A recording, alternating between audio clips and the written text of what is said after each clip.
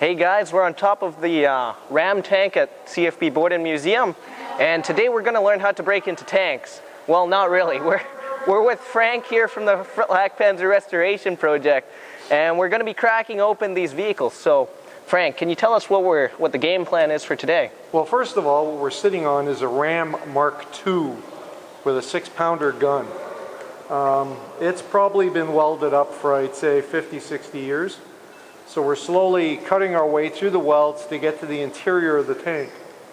We need to assess it and take a look inside to see what we have to work with and what's missing. And we do know that there's an engine in it still, probably in very poor condition. But these engines are available. Sometimes people get lucky enough that they're still in the crates. But this vehicle will require ground-up restoration. That means turret off, transmission housing off the front, track off, like a thorough going through. Wiring will have to be done, fuel tanks will have to be made. Who knows what else we find as we peel the banana back. And that's what we're going to do with this hatch behind us, isn't it? Yeah, we're going to peel that hatch back because it's a homemade hatch that somebody put on. It's just a piece of flat steel. So we're going to keep going until we get it removed and we can access the inside of the vehicle. Excellent.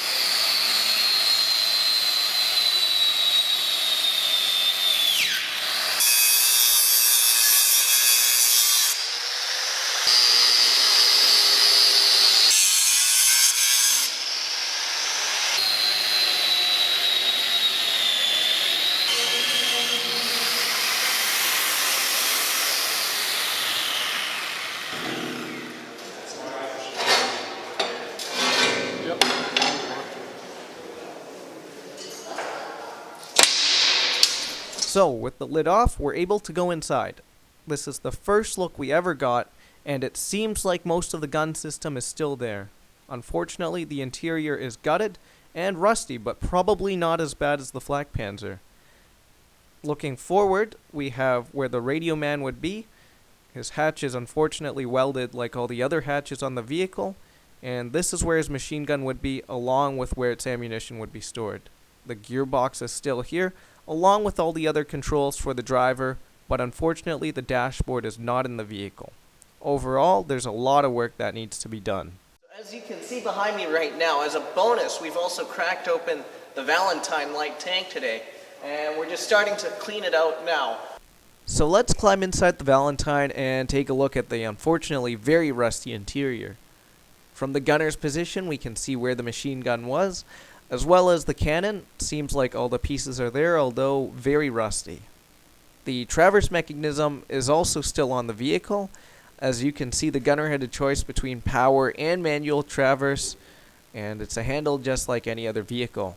In front of the gunner was this piece of equipment. I would like to say it's for choosing either the coaxial machine gun or the cannon and the trigger for firing it.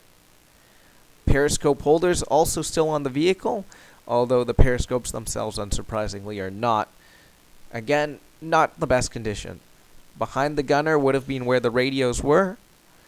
Also, there are a number of preserved data plates inside of the vehicle that are in surprisingly good condition. You can still read them very well. Here's the driver's compartment. Dashboard is still there. Tiller bars. A lot of stuff is still in this vehicle, which is quite good from a restoration perspective. And there you have it, guys. We took a look inside the Ram tank and the Valentine tank.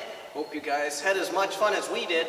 And I hope you guys learned something about vehicles stored in museums. So these particular vehicles we looked in today came in from the outside, which is why they're so dirty on the inside.